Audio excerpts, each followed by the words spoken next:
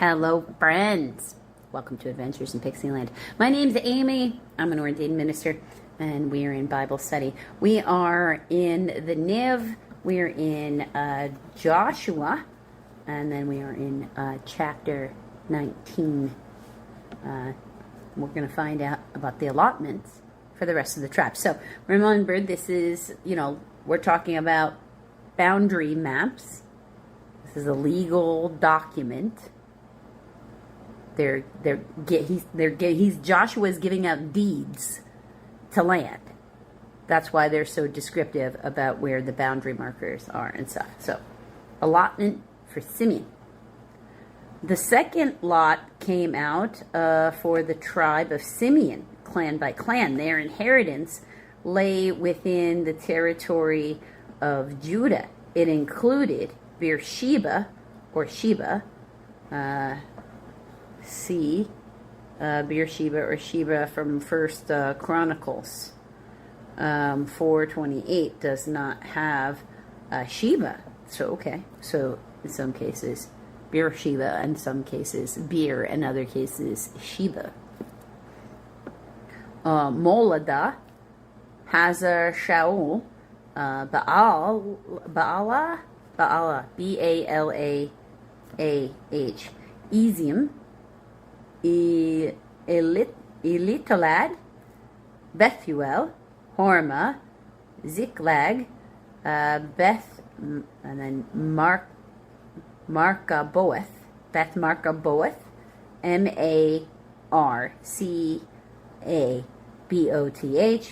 Hazar Susa, Beth Laboth, and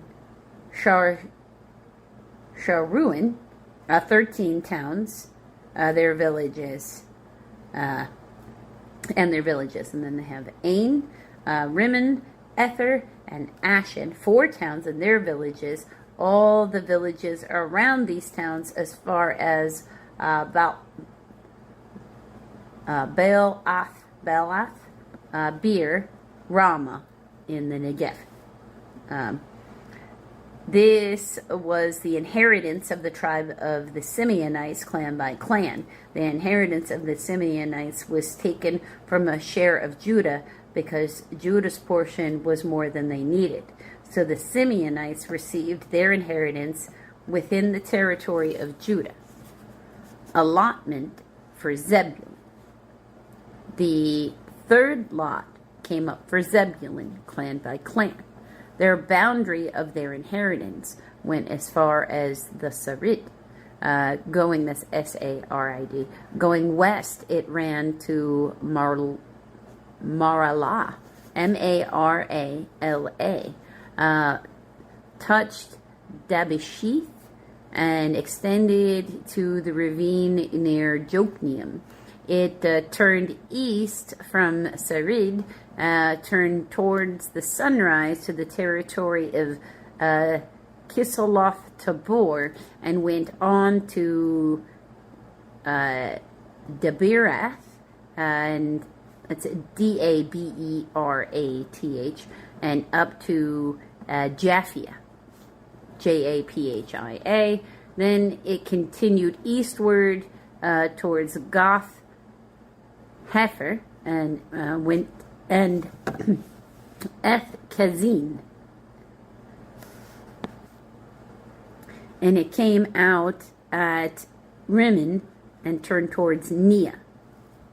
There, the boundary went around on the north to Hananoth and ended at the valley of Ipatath El. It included where Kattaath, K-A-T-T-A-T-H, Nahal, N-A-H-A-L-A, Nahalal, okay, N-A-H-A-L-A-L,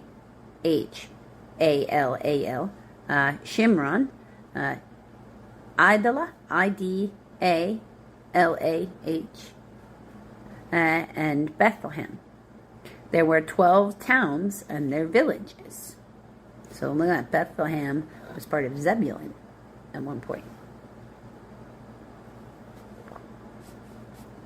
an allotment for Issachar.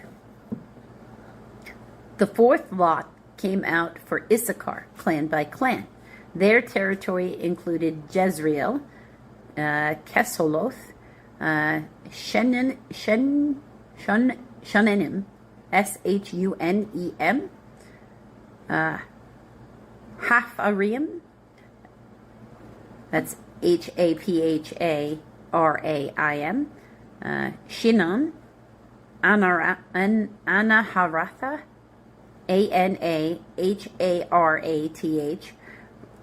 Rabidith,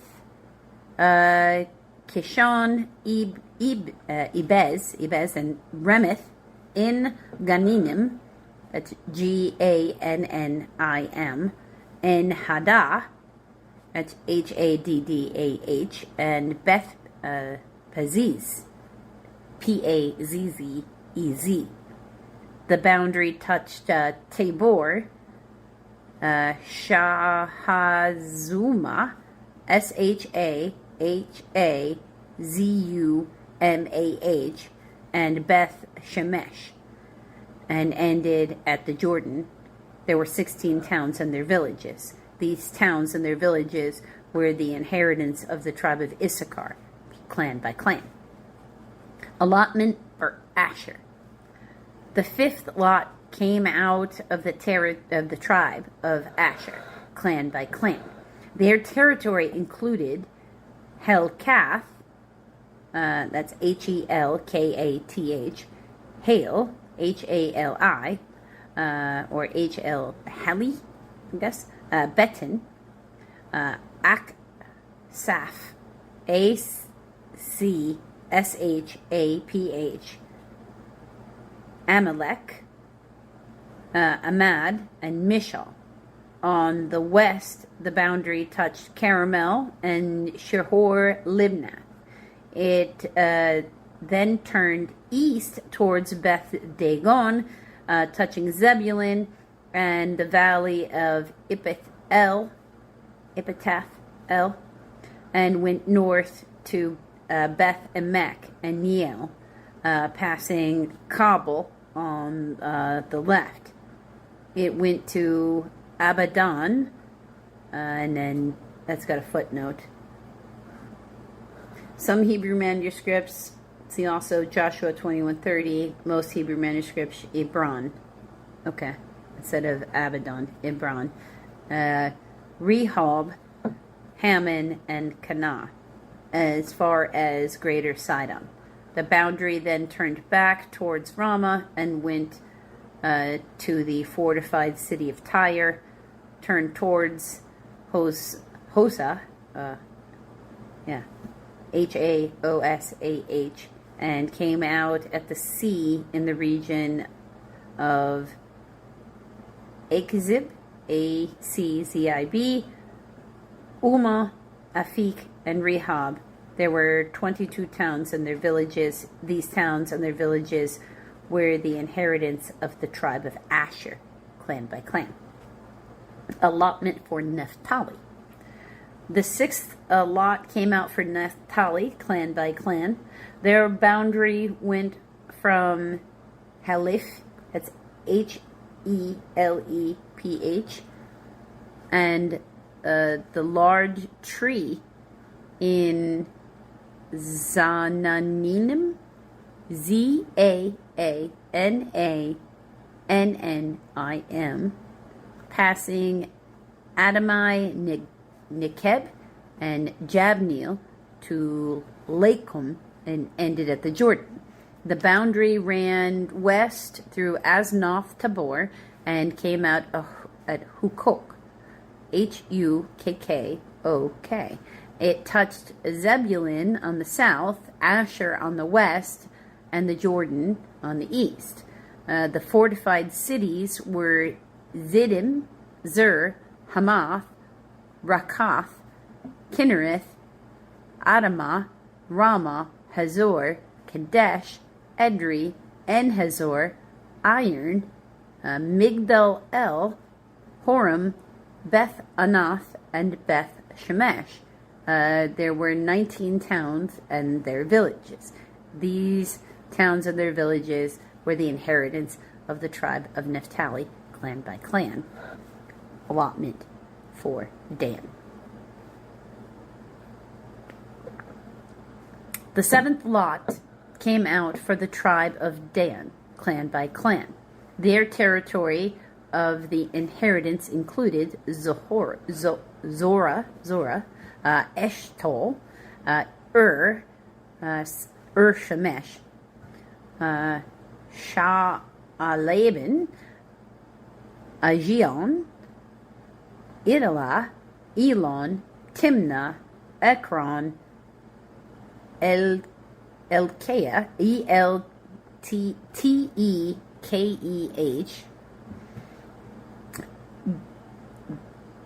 Gibeonoth, Balaath, Jehud, Ben Barak, Gatha Ramon, Me Jarkon, and Rakon, with the area facing Joppa.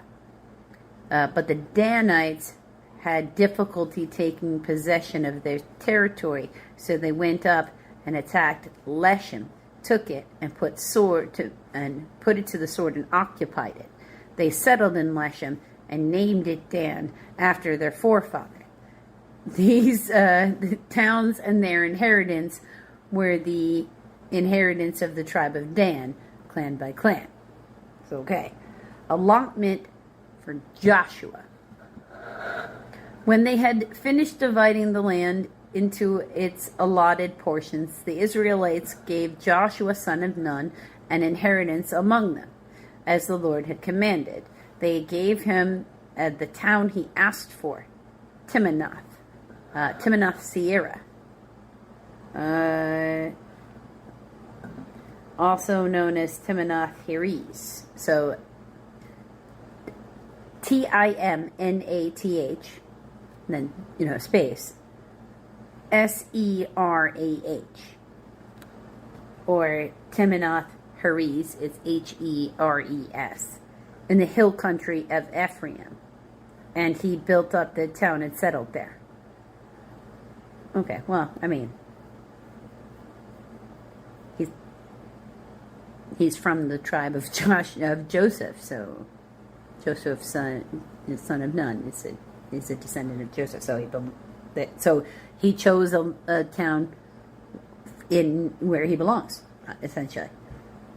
These are the territories that Eleazar the priest, Joshua son of Nun, and the heads of the tribal clans of Israel allotted, assigned by lot at Shiloh in the presence of the Lord at the entrance to the tent of meeting, and so they finished dividing the land. I know, it was a long one. But again, this is their constitution. So it's a religious constitution, but it also does have the legal portion necessary to have a country. Because remember, before this, they weren't a country. First, they were just a family. And then they were a family in another country, and then they were slaves. And now they have to be a country. So, there we go. Until the next video, friends. Hello, friends, and welcome to Adventures in Pixieland. My name's Amy, and I'm an ordained minister. And we're in Bible study. We're in the Niv. We are in the book of Joshua. We are in chapter 20. And we're not a very long chapter, but we're going to do the whole chapter, because that's just how we do here. Cities of refuge. Then the Lord said to Joshua, "Tell the Israelites to designate the cities of refuge as I instructed you through Moses, so that anyone who kills a person accidentally and unintentionally may flee there and find protection from the avenger of blood." Because remember, in this culture, they can legally kill you. When he flees to one of these cities, he is to stand in the entrance of the city gate and state his case before the elders of that city. They are to admit him into their city and give him a place to live with them. If the avenger of blood pursues him, they must not surrender the one accused, because he killed his neighbor unintentionally and without malice aforethought. So, pretense is how we call that in the American Constitution. Anyway, he is to stay in that city until he has stood trial before the assembly, and until the death of the high priest who is serving at that time. So it's very specific, because that's like a political appointing. That's almost like saying, you must live in this one town until, the Speaker of the House is no longer the Speaker of the House. Because I don't want to wish any negativity on anybody. I don't want to get into any of that. Just seems arbitrary to me. Until this person is no longer Speaker of the House. But, God's got a bigger mind than me. Then he may go back to his own home in the town in which he is, from which he has fled. Okay. So they set apart Kadesh in Galilee, in the hill country of Naphtali, Shechem in the hill country of Ephraim, and Kirith Arba, that is Hebron, in the hill country of Judah, on the east side of the Jordan of Jericho, which is really just going to be the Jordan of Jericho, an ancient name for the Jordan River. On the they designated Bezer in the desert on the plateau in the tribe of Reuben, Ramoth in Gilead in the tribe of Gad, and Golan in Bashan in the tribe of Manasseh. Any of the Israelites or any alien living among them who killed someone accidentally could flee to these designated cities and not be killed by the avenger of blood prior to standing trial before the assembly. So, if you're found guilty of pretensive death, you could still be killed by the avenger of blood, according to this Constitution. And yet another reminder for me of why I am glad that, we have decided on less bloodshed. On less bloodshed. Isn't that better? Until the next video, friends.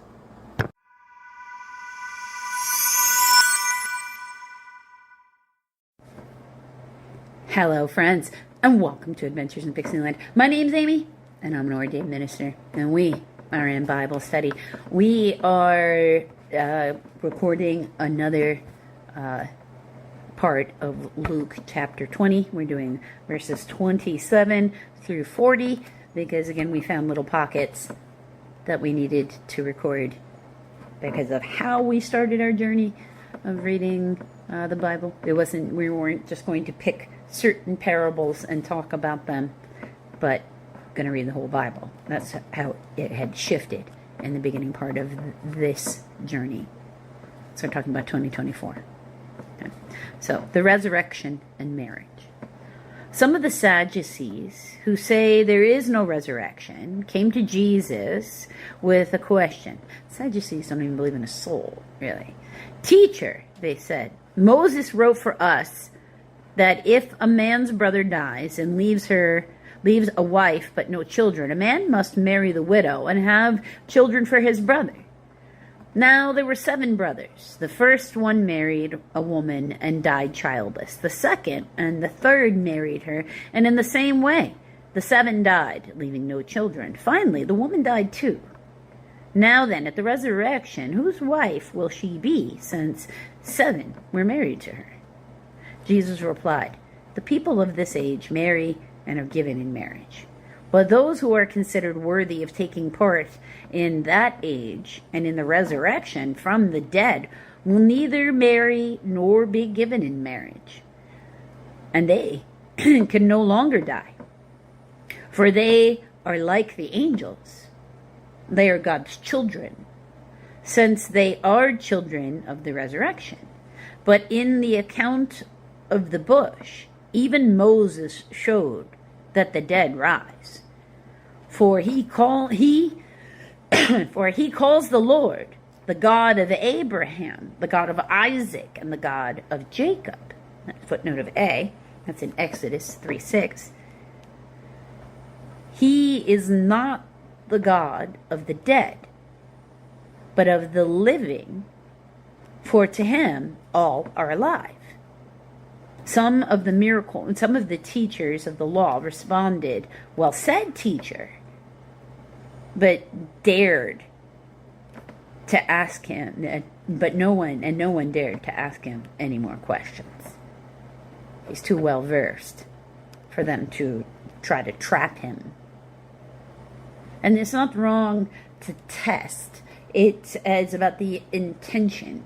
Like if you're trying to, is this person a good person? Can I go into business with them? Can I get into a relationship of some kind? It doesn't matter, relationship, continued interaction between any two beings. Or any two objects, for that matter, for me. Because you can have a relationship with anything, right? I mean, people used to carve idols with their hands and have a relationship with statues that they prayed to. So, it just means a continued interaction. It's okay to test if you should be involved in any way with this person because they're good. It's not okay to be doing it because you're scheming and trying to trap them in some kind of lie. Because, you're trying to get something out of the ordeal. Scheming will always bring schemes back on you. So, sort of like also when they say, be careful what measure you're using when you're judgmental of others, because God will measure you by it as well. So let us try not to be judgmental today, my friends.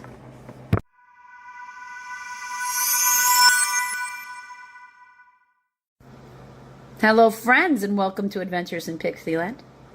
My name is Amy. I am indeed an ordained minister. We are in Bible study. We are in the NIV. We will be in the NIV through next year. In 2026, we will go into a brand new version of the Bible. Not really brand new for the world. It's the KJV. I can't remember if it's the 1863 or 1873 version that I've got over there. For those people who are very emotionally attached to the version of the Bible that we're reading from. In this video, we're going to be in the book of Luke. We're in chapter 20. We are reading from 41 to 47, so not very long at all. Whose son is Christ is the heading for this. Then Jesus said to them, "How is it that they say the Christ, or the Messiah, is the son of David? David himself declares in the book of Psalms, 'The Lord said to my Lord, sit at my right hand until I make your enemies a footstool at your feet.'" Motion detected at front door. That is Psalm 110, verse 1. David calls him Lord. How then can he be his son? While all the people were listening, Jesus said to his disciples, "Beware of the teachers of the law.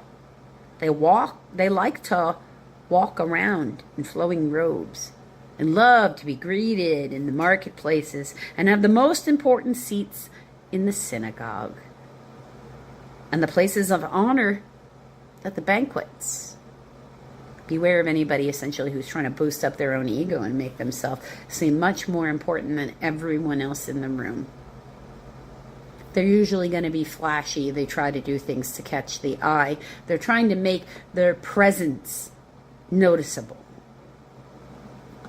by, doing things that they think impress other people. They devour widows' houses, so they're greedy and they don't care who they hurt. And they make lengthy prayers. They just have to go on. Such men will be punished most severely. Your faith can't be for the show of faith where everybody's looking, so everybody's noticing, and that's why. Because then your faith is about you and your ego and what you feel other people think about you because of your faith, rather than your faith. Your faith is every day. He gives unconditional love. He wants unconditional trust. So he wants time with you every day. Just like anyone else who would really love you. They're going to want time with you. So let's remember that. The more time we make in our life for him, the better our life will be. Because he makes everything around him better. And when we're spending time contemplating our actions and, living our life and being good to other people, we are with him. So let's walk with him today.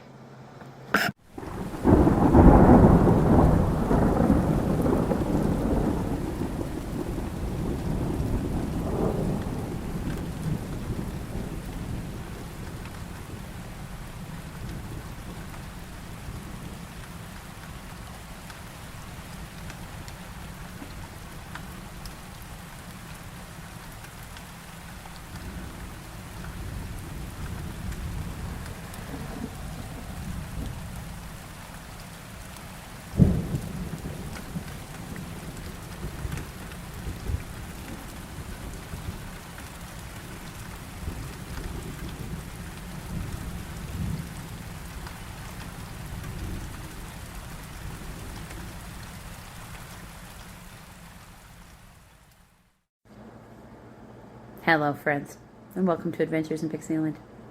My name's Amy. I'm an ordained minister. We're in Bible study. We're in the Niv. We're in Psalms, book 3. We're in Psalm 88, and we are going to do the whole psalm. A psalm of the sons of Korah for the director of music, according to Mahalath Lenoth, a maskil of Heman the Ezrahite. O Lord, the God who saves me, day and night I cry out before you. May my prayer come before you. Turn your ear to my cry, for my soul is full of trouble, and my life draws near the grave. I am counted among those who go down to the pit. I am like a man without strength. I am set apart with the dead, like the slain who lie in the grave, whom you remember no more, who are cut off from your care. You have put me in the lowest pit, in the darkest depths. Your wrath lies heavily upon me. You have overwhelmed me with all your waves. Selah. Man, this man's feeling it, right? You have taken me from my closest friends and have made me repulsive to them. I am confined and cannot escape. My eyes are dim with grief. I call to you, O Lord, every day. I spread out my hands to you. Do you show your wonders to the dead? Do those who are dead rise up and praise you? Selah. Is your love declared in the grave, your faithfulness in destruction? Are your wonders known in the place of darkness, or your righteous deeds in the lands of oblivion? But I cry out to you for help, O Lord. In the morning my prayer comes before you. Why, O Lord, do you reject me and hide your face from me? From my youth I have been afflicted and close to death. I have suffered your terrors and am in despair. Your wrath has swept over me. Your terrors have destroyed me. All day long they surround me like a flood. They have completely engulfed me. You have taken my companions and loved ones from me. The darkness is my closest friend. Wow. This guy's really feeling it. And the sons of Korah. I mean, now these are the people who did literally, there was an earthquake kind of situation and then their family did drop. Not all of them, but clearly most of them. Sad. Till the next video, friends.